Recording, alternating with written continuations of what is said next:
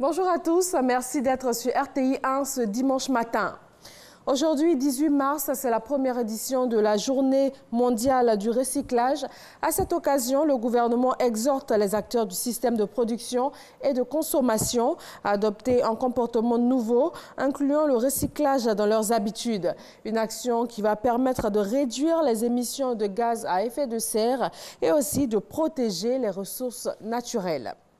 Le ministre des Transports a inauguré le nouveau quai roulier du port autonome d'Abidjan.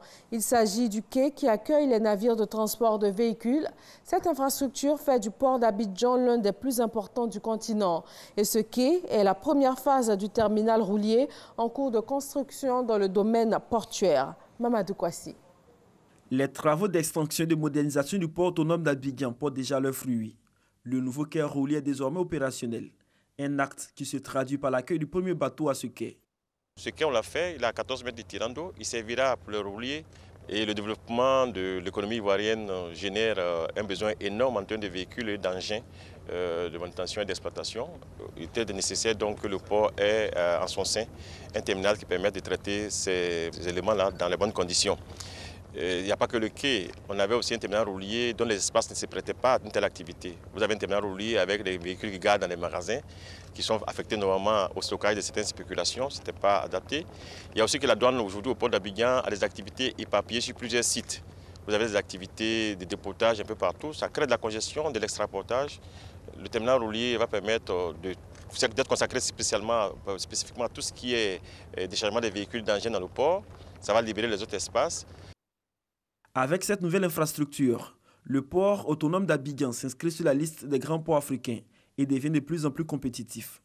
La cérémonie d'inauguration du nouveau quai roulier a été l'occasion pour le ministre des Transports, Amadou Koné, de féliciter les autorités portuaires pour leur détermination à accompagner la politique de modernisation du port autonome d'Abidjan. Le ministre Amadou Koné rassure que le gouvernement va tenir tous ses engagements dans la poursuite des investissements pour le développement des ports ivoiriens. C'est un investissement qui est important et qui s'ajoute à plus de 1000 milliards de francs CFA d'investissement engagés par le président Ouattara donc depuis 2012, pour également que nous soyons davantage compétitifs en termes de port. Donc là, nous avons aujourd'hui un terminal qu'on n'a pas sur la côte ouest africaine en termes de tirant d'eau. Le directeur général du port autonome d'Abidjan, Yacouba Hiensié, s'est félicité de l'avancée des travaux dans les délais. Ce qui est la première phase du futur terminal roulier, encore appelé Roro, du port autonome d'Abidjan. À la fin des travaux, cette nouvelle infrastructure s'étendra sur un quai de 500 mètres de long avec 2 postes à quai et un terre-plein d'environ 8 hectares.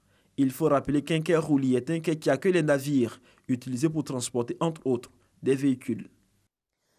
Le Salon du Livre de Paris a débuté le 16 mars et il accueille les professionnels et les acteurs du livre.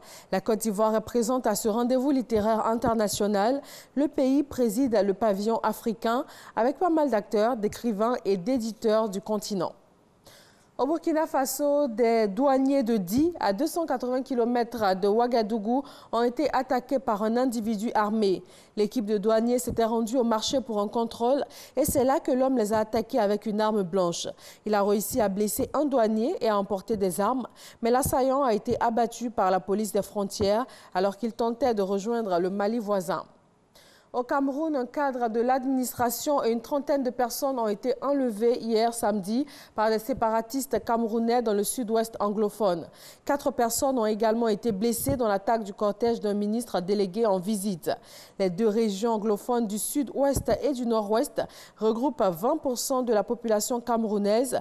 Elles sont secouées depuis plus d'1 an par une profonde crise politique sur fond de revendications sociales et économiques, notamment vis-à-vis de l'élite francophone qui dirige le pays. 107 millions d'électeurs russes sont appelés à désigner le successeur de Vladimir Poutine pour les 6 prochaines années.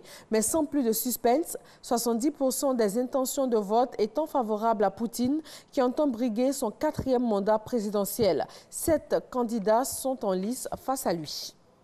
Le 24 mars prochain, soit dans moins d'une semaine, la Côte d'Ivoire va tenir son tout premier scrutin sénatorial. 66 sénateurs vont être élus. La campagne électorale va se dérouler du 19 au 22 mars. Comment va se dérouler ce scrutin? Qui peut voter? Comment voter? Et quels enjeux? Kone Sorou, premier vice-président de la Commission électorale indépendante, sera avec nous à 13 h. Merci donc de rester avec nous. Je vous retrouve tout à l'heure pour le journal.